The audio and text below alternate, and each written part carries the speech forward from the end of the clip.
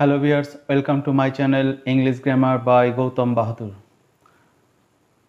আজকে যে বিষয়টা উপস্থাপন করছি সেটা হচ্ছে ভার্ব সম্বন্ধে।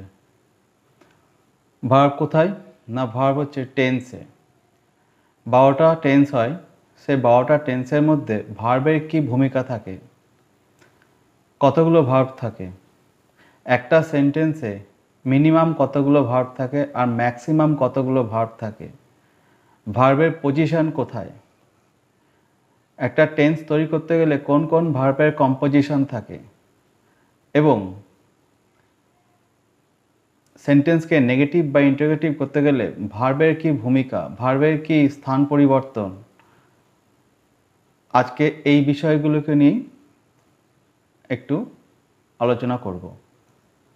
তো সিট বেল্ট বেঁধে নেন, আজকে জার্নি শুরু করছি।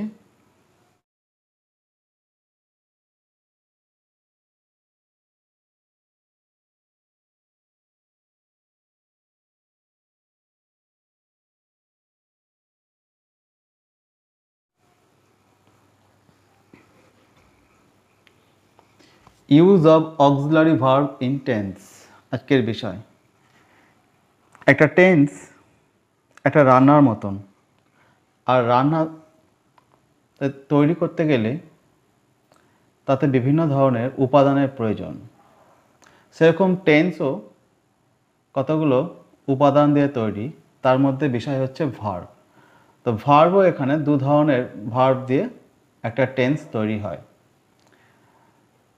টেন্সে বা সেন্টেন্সে ইংরেজি গ্রামার অনুযায়ী একটা সেন্টেন্সে মিনিমাম একটি ভার্ব হয় আর ম্যাক্সিমাম 4টে ভার্ব হয়। তাহলে একটি থেকে 4টি ভার্বের এত বাড়াবাড়ি, তাহলে এতগুলো ভার্ব কি কাজ করে, কেন বসে? যদি একটি ভার্ব হয় তাহলে সেই ভার্ব দুটো কাজ করে। এক্ষেত্রে জানিয়ে রাখি, একটা ভার্বের দু ধরনের কাজ হয়। একটা হচ্ছে কাজের সময় প্রকাশ করা, যেটা কিনা অক্সিলারি ভার্ব করে, আর একটা হচ্ছে কাজের অর্থ, অর্থাৎ যে ঘটনাটা সাবজেক্ট ঘটছে সেই ঘটনাটার নাম কি, সেটাই হচ্ছে অর্থ, সেই অর্থ প্রকাশ করে। যদি ভার্বের সংখ্যা একাধিক হয়, অর্থাৎ 2, 3 অথবা 4 হয়, তাহলে এক্ষেত্রে কাজও বিভাজন হয়ে যায়।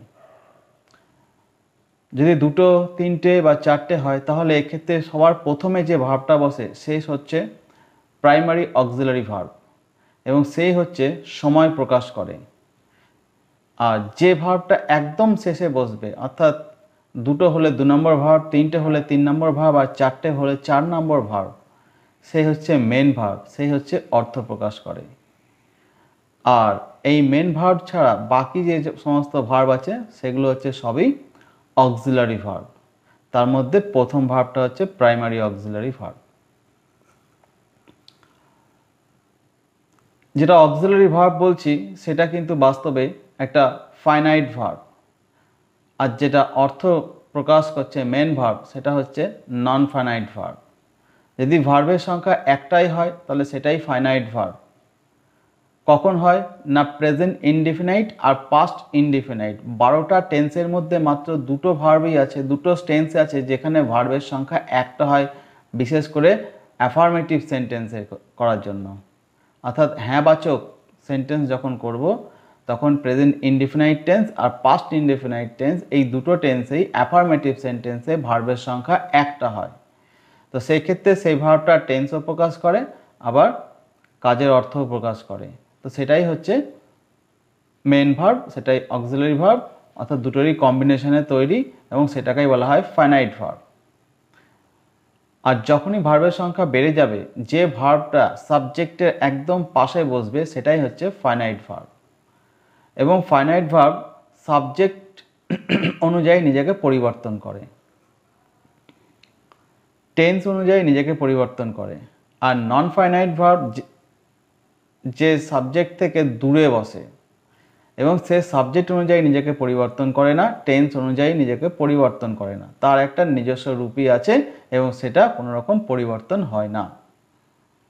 তো এক্ষেত্রে ফাইনাইট এবং নন ফাইনাইট দু ধরনের কম্বিনেশনকে নিয়েই তৈরি হয় একটা টেন্স। তো এক্ষেত্রে দেখা যাচ্ছে যে ভার্বের সংখ্যা মিনিমাম একটা এবং ম্যাক্সিমাম 4টে দেখা যায়। তো কোন কোন টেন্সে কি ধরনের অক্সিলারি ভার্ব ব্যবহার করা হয়? আমরা জানি যে বেসিক অক্সিলারি ভার্ব 3 ধরনের হয়, একটা হ্যাভ ভার্ব, একটা বি ভার্ব, একটা ডু ভার্ব। তো ডু ভার্ব ব্যবহার করা হয় জেনারেলি ইনডিফিনাইট টেন্সে। এই যে ইনডিফিনাইট টেন্স আছে, এই ইনডিফিনাইট টেন্সে ডু ভার্ব ব্যবহার করা হয়। এটা হচ্ছে আমি ইনডিফিনাইট টেন্সের নেগেটিভ বা ইন্টারোগেটিভ টেন্সের উল্টাই বলছি, কারণ অ্যাফার্মেটিভ টেন্সে একটাই ভার্ব হয়, যেমন হচ্ছে আই ইট, আমি খাই। এখানে এটা অ্যাফার্মেটিভ সেন্স আছে এবং আই সাবজেক্ট, ইট হচ্ছে ভার্ব। তো এখানে একটাই ভার্ব আছে, তা ইট মানে খাওয়া, অর্থাৎ আমি কি কাজ করি, খাওয়া। সাবজেক্টের কাজের নামও বলেছে খাওয়া, আবার ইট হচ্ছে প্রেজেন্ট ফর্ম, অর্থাৎ এটা বর্তমান কাল, বর্তমান কালও বোঝাচ্ছে এবং কাজের যে অর্থ, যে নাম, তাকে বাংলায় রূপান্তর করলে কী অর্থ দাঁড়ায়, অর্থাৎ কী ধরনের কাজ হচ্ছে সেই কাজের অর্থকেও প্রকাশ করছে। যখন আমি এখানে নেগেটিভ করব বা ইন্টারোগেটিভ করব, তখনই আমাকে একটা হেল্পিং ভার্ব বা একটা অক্সিলারি ভার্বের প্রয়োজন হবে। তখন কোন ক্যাটাগরির অক্সিলারি ভার্ব নেব? 3 ধরনের ক্যাটাগরি আছে, be verb, have verb, do verb. অবশ্যই আমাকে ডু ভার্ব দিয়ে ইউজ করতে হবে। ইনডেফিনাইট টেন্স করতে গেলেই আমাকে, নেগেটিভ এবং ইন্টারোগেটিভ করতে গেলে আমাকে যে অক্সিলারি ভার্বের সাহায্য নিতে হয় সেটা হচ্ছে ডু ভার্ব। এখানে হ্যাভ ভার্বও আসবে না, আবার বি ভার্বও আসবে না। তো ডু ভার্ব এটা হচ্ছে base form of verb. Base form of verb বলার কারণ হচ্ছে, কারণ এটা কোনো ফিনিট ভার্ব নয়, এটা নন ফিনিট ভার্ব। আর নন ফিনিট ভার্ব টেন্স অনুযায়ী কাজ করে না বলে আমি একে প্রেজেন্ট ফর্ম ভার্ব লিখলাম না, কারণ প্রেজেন্ট হচ্ছে একটা টেন্সের নাম, আর নন ফিনিট ভার্ব কখনোই টেন্স অনুযায়ী নিজেকে পরিবর্তন করে না, না ওর প্রেজেন্ট ফর্ম হয়, না ওর পাস্ট ফর্ম হয়, না ওর ফিউচার ফর্ম হয়, ওর নিজস্বই নিজের রূপেই থাকে। তাই ও সবসময় টেন্সের ঊর্ধ্বে, সময়ের ঊর্ধ্বে ও কখনো চেঞ্জ হয় না। যে কোনো টেন্স হোক না কেন ওর ভার্বের ফর্ম সেম হয়। যেমন হচ্ছে I eat, I do not eat, তাহলে এখানে প্রেজেন্ট টেন্সে বলছি আই ডু নট ইট, ইটটা ইটি থেকে গেল। যদি আমি এটা পাস্ট টেন্সে করি তখন বলবো I did not it. Do থেকে ডিড হয়ে গেল, সময় পরিবর্তন হয়ে গেল, ডু থেকে ডিড হয়ে গেল, কিন্তু ইটের কোনো পরিবর্তন হলো না, কারণ ইট প্রেজেন্ট টেন্সেও ইট, পাস্ট টেন্সেও ইট। তাহলে এটাই হচ্ছে ভার্বের বেস ফর্ম এবং এটা প্রেজেন্ট টেন্সেই থাকে, কিন্তু তবুও আমি এখানে প্রেজেন্ট ফর্ম বললাম না, কারণ এই টেন্সের ঊর্ধ্বে। যদি ফিউচার করতে হয় তাহলে ফিউচার বলে কিছু হয় না, কিন্তু ফিউচারকে হয় না বলেই তাই জন্য ফিউচারের নির্দিষ্ট কোনো ভার্ব নেই, কিন্তু ইঙ্গিত, ফিউচার ইঙ্গিত, অর্থাৎ বাংলায় ব, যাব, করব, অর্থাৎ বে বা বো, এই ব সাউন্ডটা বোঝানোর জন্য, যেটা ফিউচার টেন্সের ইঙ্গিত, সেটাকে বোঝানোর জন্য ইংরেজিতে শ্যাল বা উইল সাবজেক্ট অনুযায়ী বসে। তো শ্যাল বা উইল সেক্ষেত্রে আর ডু বসবে না, যেমন আমি খাই, আই ইট, আর যদি আমি খাবো বলি আই শ্যাল ইট, এখানে আর ডু বসলো না, তখন শ্যাল বসাতে হচ্ছে। সেরকম কন্টিনিউয়াস টেন্স যখন ব্যবহার করব, সে প্রেজেন্ট কন্টিনিউয়াস হোক, পাস্ট কন্টিনিউয়াস হোক আর ফিউচার কন্টিনিউয়াস হোক, তখন অবশ্যই বি ভার্বকে আমরা ইউজ করব। ডু ভার্বের ব্যবহার আমার ইনডেফিনাইটে শেষ, ওকে আর ব্যবহার করতে পারবো না। এক্ষেত্রে মনে রাখতে হবে একটা অক্সিলারি ভার্ব একটা টেন্সে ব্যবহার করা হয়, তাকে রিপিট বা পুনরায় ব্যবহার করা যায় না। তো ডু ভার্ব শেষ হয়ে গেল ইনডেফিনাইট টেন্সে। এবার কন্টিনিউয়াস টেন্স, যেখানেই কন্টিনিউয়াস থাকবে সেখানেই হচ্ছে বি ভার্ব, অর্থাৎ am, is, are, was, were, shall be, will be, এইগুলোকে ব্যবহার করতে হবে। কন্টিনিউয়াস টেন্সেও বি ভার্বের শেষ। পড়ে থাকলো হ্যাভ ভার্ব। হ্যাভ ভার্ব ব্যবহার করবো কোথায় না, পারফেক্ট টেন্সে। যতগুলো পারফেক্ট টেন্স আছে, প্রেজেন্ট পারফেক্ট, পাস্ট পারফেক্ট আর ফিউচার পারফেক্ট, ফিউচারের সঙ্গে অবশ্যই শ্যাল উইল যোগ হবে, তারপরে বাকিটা যেমন আছে তেমন হবে, অর্থাৎ হ্যাভের পর past participle. Present perfect, present tense কন্টিনিউয়াসে কে ছিল, বি ভার্বের পর প্রেজেন্ট পার্টিসিপল। পার্টিসিপল মানে হচ্ছে যখন ভার্বের সঙ্গে আমরা আইএনজি এই সাফিক্সটা যোগ করব এবং এটা ঘটমান কাজ বোঝাবে, তখনই বলা হয় প্রেজেন্ট পার্টিসিপল। আর পাস্ট পার্টিসিপল মানে হচ্ছে এর সঙ্গে আমি নির্দিষ্ট কোনো সাফিক্স থাকে না, অর্থাৎ পরিস্থিতি অনুযায়ী যোগ করতে হয়, কোথাও ডি, কোথাও ইডি, এরকম, কোথাও টি, আবার কোনো কিছু যোগ না করেও ভিতরে ভয়েলগুলোকে পরিবর্তন করেও করা যায়। যেমন আই হ্যাভ ইটেন, তাহলে ইটেন, এখানে 3 রকম টেন্সে 3 রকম ভার্বের চেহারা আছে।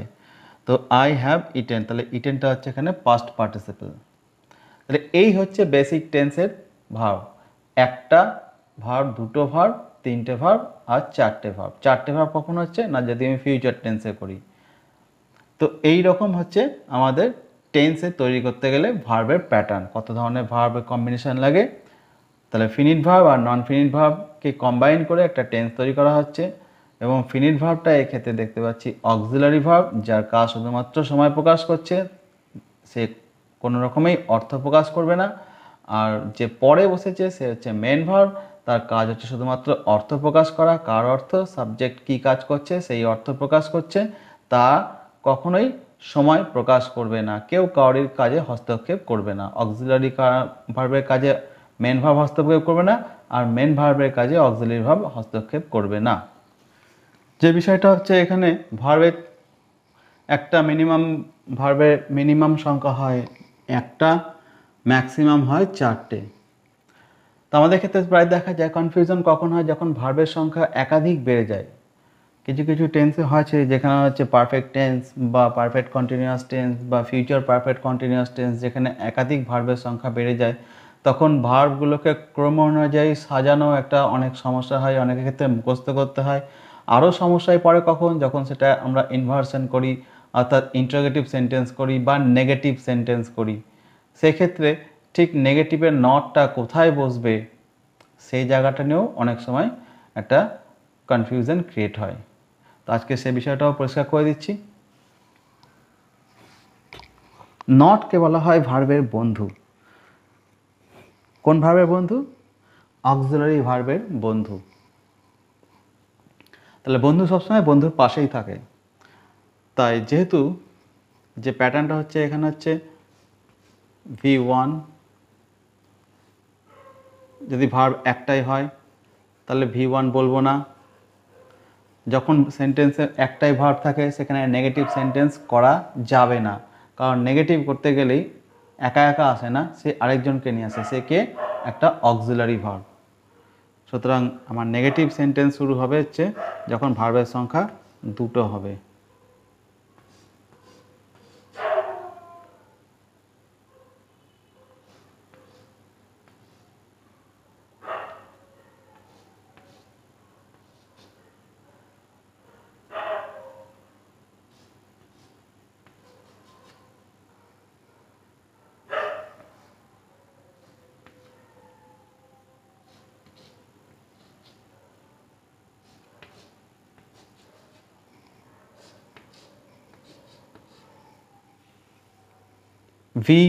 V1, V2, V1, V2, V3, V1, V2, V3, V4, এই হচ্ছে আমাদের ভার্বের প্যাটার্ন। আমরা যতটাই ইংরেজি বলি না কেন বা শিখি না কেন, আমাদের যত অ্যাক্টিভ হোক আর প্যাসিভ হোক, সমস্ত ক্ষেত্রে আমি দেখব যে ভার্বের সংখ্যা এই 1 থেকে 4-এর মধ্যেই সীমিত।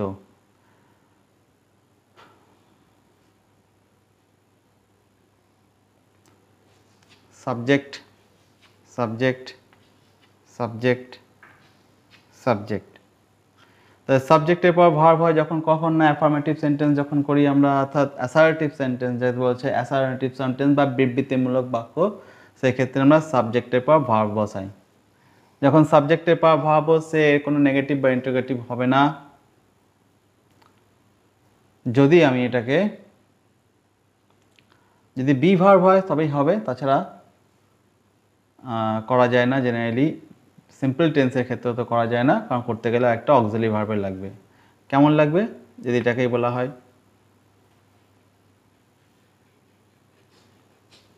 আই ইট, এটাকে নেগেটিভ করবো কি করে? আই নট ইট।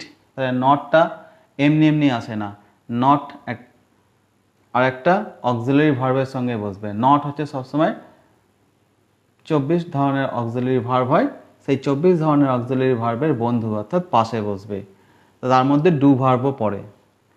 তো এটা হচ্ছে কি এস V1 T2। তাহলে V1, এই V1টা কি হচ্ছে? প্রথম ভার্ব। V2টা হচ্ছে শেষ ভার্ব। বলেছিলাম কি না, সাবজেক্টের পাশে যে বসবে সে হচ্ছে ফিনিট ভার্ব, এবং সেই সঙ্গে এ অক্সিলারি ভার্ব। এই হচ্ছে টাইম প্রকাশ করে, টাইম মানে টেন্স প্রকাশ করে, আর হচ্ছে মিনিং প্রকাশ করে, এ হচ্ছে মিনিং প্রকাশ করে আর টেন্স। তাহলে এ হচ্ছে নন ফিনিট ভার্ব, সাবজেক্ট থেকে দূরে আছে, এটাকে টপকি এখানে আছে। তাই নন ফিনিট ভার্ব কী করছে, অর্থ প্রকাশ করছে, আর ফিনিট ভার্ব কী করছে, টাইম প্রকাশ করছে, যাকে কিনা অক্সিলারি ভার্ব বলছে। তো এটা করতে গেলে কি লাগছে, এটা একটা V1 V2। হ্যাঁ, এবার যদি আমি এটাকে নেগেটিভ করি বা ইন্টারোগেটিভ করি তখন কী করা হবে, তখন একটা নেগেটিভ রাখছে। তাহলে এই নেগেটিভটা কোথায় বসাতে হয়, নেগেটিভটা সবসময় প্রাইমারি অক্সিলারি অর্থাৎ যে প্রথম যে অক্সিলারি অর্থাৎ V1 বসছে সবসময় এই V1-এর পাশেই বসবে, V1-এর পরে বসবে। V2 বা V3 এরকম ক্ষেত্র হবে না, এটা তো নেগেটিভ কখনোই V2 V3-তে হবে না, নেগেটিভ সবসময় V1, সে এটাই হোক আর এটাই হোক, এইখানেই নেগেটিভের জায়গা, এটাই নেগেটিভের জায়গা, এটাই হচ্ছে নেগেটিভের জায়গা। যদি ইনভার্সন হয়, ইনভার্সন মানে হচ্ছে নিজস্ব স্থান পরিবর্তন করা, নিজের যে স্বাভাবিক স্থান হয়, অর্থাৎ অ্যাসার্টিভ সেন্টেন্সে subject plus verb plus object বা কমপ্লিমেন্ট বা যাই হোক না কেন, অর্থাৎ সাবজেক্ট প্রেডিকেটের যে আমরা স্ট্রাকচারটা করি SVO, অর্থাৎ সাবজেক্ট ভার্ব অবজেক্ট। ইনভার্সন কখন প্রয়োজন হয় না, বিশেষ কিছু ক্ষেত্রে থাকে, বিশেষ করে হচ্ছে ইন্টারোগেটিভ সেন্টেন্স তৈরি করতে যাই যখন, তখন আমাদের ইনভার্সন হয়। কখন না, যখন আমরা স্থান পরিবর্তন করব, অর্থাৎ এই এস, এই সাবজেক্ট আর এই ভার্ব যখন এরা ইন্টারচেঞ্জ হবে, অর্থাৎ ভি চলে যাবে আগে আর এস চলে যাবে পরে, তখন শুধুমাত্র এই দুটো জায়গা অর্থাৎ এস আর V1, এস আর V1-এর জায়গা পরিবর্তন হবে, V2 V3 আর V4 বা V2 V3 যা জায়গায় আছে তাই থাকবে, এদের কোনো স্থান পরিবর্তন করা হয় না। তো সুতরাং এক্ষেত্রে আমাদেরকে মনে রাখতে হবে যে যেখানে ভার্বের সংখ্যা অধিক আছে অর্থাৎ একের বেশি আছে, সেই ক্ষেত্রে শুধুমাত্র এই রকমভাবে স্থান পরিবর্তন করবে, অর্থাৎ এই প্রথম সাবজেক্ট আর ভার্ব 1 এরা দুজন স্থান পরিবর্তন করবে, এ চলে আসবে ভার্ব 1 এখানে, এ চলে আসবে সাবজেক্ট, এ চলে আসবে ভার্ব 1 এখানে, এ চলে আসবে সাবজেক্ট। তাহলে এইভাবে এরা দুজন পরিবর্তন করবে। যদি তার সঙ্গে নেগেটিভ থাকে, অর্থাৎ এই V1-এর সঙ্গে নেগেটিভ আছে, তাহলে এই নেগেটিভ যেহেতু বললাম বন্ধু পাশাপাশি থাকবে সবসময়, তো সেক্ষেত্রে নেগেটিভটাও এখানে চলে আসবে, এখানেও নেগেটিভটা চলে আসবে, এখানেও নেগেটিভটা চলে আসবে। তাহলে কি করে বসাচ্ছি না, যখন ইন্টারোগেটিভ সেন্টেন্স করছি, যখন ইনভার্সন হচ্ছে অর্থাৎ নিজের স্বাভাবিক স্থান পরিবর্তন করছে, যেটা আমরা ইন্টারোগেটিভ সেন্টেন্সে দেখতে পাই, নাকি VSO, SVO subject verb object, তাহলে কি হচ্ছে VSO অর্থাৎ ভার্ব সাবজেক্ট অবজেক্ট, এটাই বোঝানো হচ্ছে।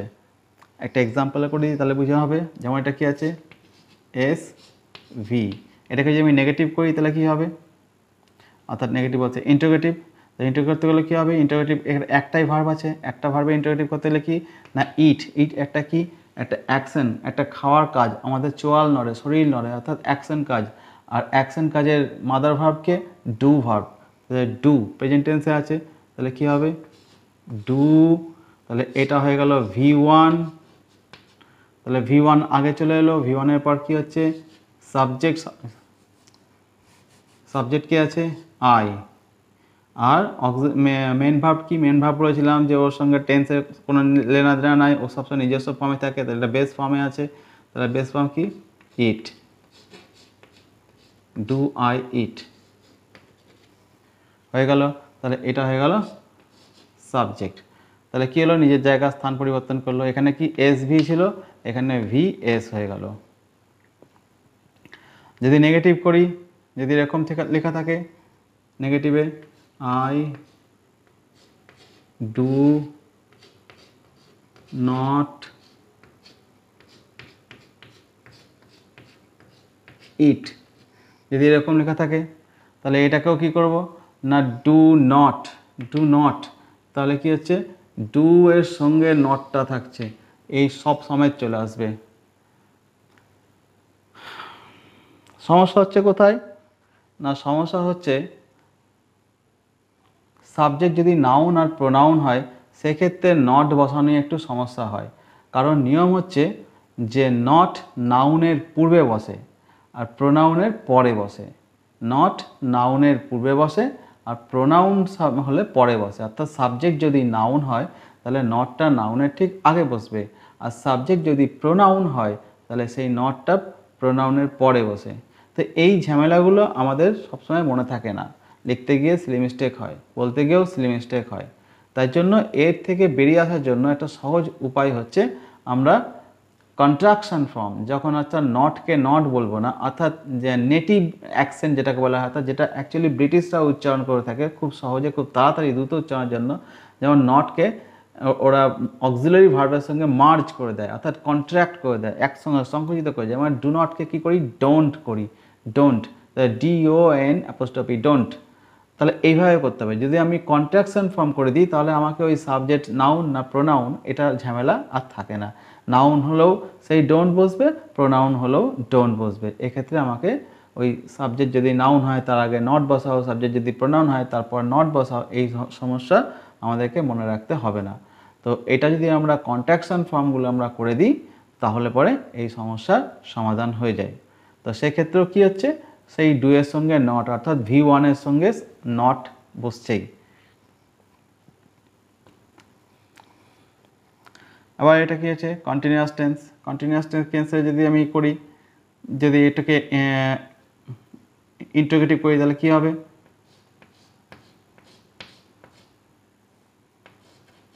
am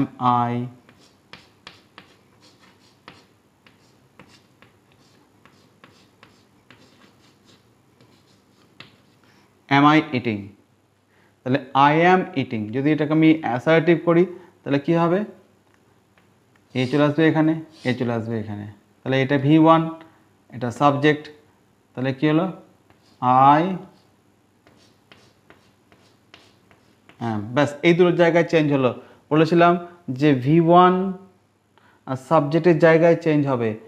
একাধিক ভার্ব থাকলে V2, V3, V4 এদের কোনো চেঞ্জ হবে না, ওরা যে স্তরে আছে সেই স্তরেই থেকে যাবে, যেভাবে লেখা আছে সেভাবেই থেকে যাবে, ওদেরকে হাত দেওয়া যাবে না। হাত দিতে হবে শুধুমাত্র V1কে, V1 আর সাবজেক্ট, এবং V1 এর সঙ্গে যে নট থাকে সেই নটকেও কন্ট্রাকশন ফর্মে আমি নিয়ে নেব। ব্যাস এইভাবে যদি আমি করি তাহলে আমার সেন্টেন্সের স্ট্রাকচার বলতেও ভুল হবে না, লিখতেও ভুল হবে না। এটা ছিল দুটো ভার্বের ছিল। এবার এটাকে তিনটে ভার্বে করা হচ্ছে। তিনটে ভার্বে কী করা হচ্ছে, যেমন হচ্ছে এই যে V1, V2, V3, V4।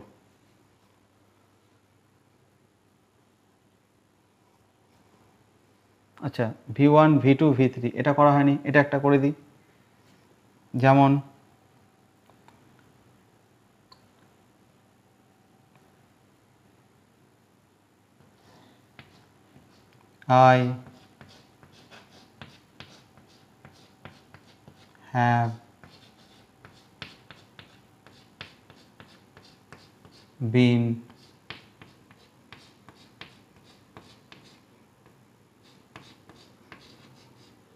I have been eating, আমি খাচ্ছি, একটা নির্দিষ্ট সময় ধরে আমি খাচ্ছি, তাহলে I have been eating। তাহলে এটা হচ্ছে সাবজেক্ট, এটা হচ্ছে প্রথম ভার্ব মানে V1, এটা হচ্ছে V2, এটা হচ্ছে V3 মানে লাস্ট ফর্ম। তিনটে ভার্ব আছে। তো তিনটে ভার্বের ক্ষেত্রে কি করব, আমাকে কোনো টেনশন নাই, কোনো চিন্তা নাই। আমাকে কি যখনই করব না, এটাকে ইনভার্সন, অর্থাৎ ইনভার্সন কখন করব, যখন আমরা এটাকে ইন্টারোগেটিভ করব বা ইন্টারোগেটিভ নেগেটিভ করব। তাই ইনভার্সন করার নিয়ম কি বলেছিলাম, যে সবসময় সাবজেক্ট আর V1 এর স্থান পরিবর্তন করো। তাহলে এই V1টা যাবে এখানে, সাবজেক্ট যাবে এখানে, বাকিগুলো যা আছে সেম থাকবে, এক্ষেত্রে কোনো চেঞ্জ হবে না, এও থাকবে এখানে, এও থাকবে এখানে। কেমন হবে,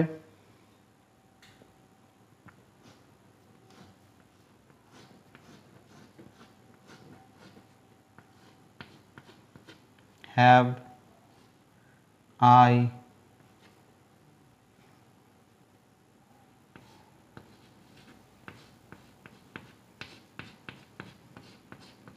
been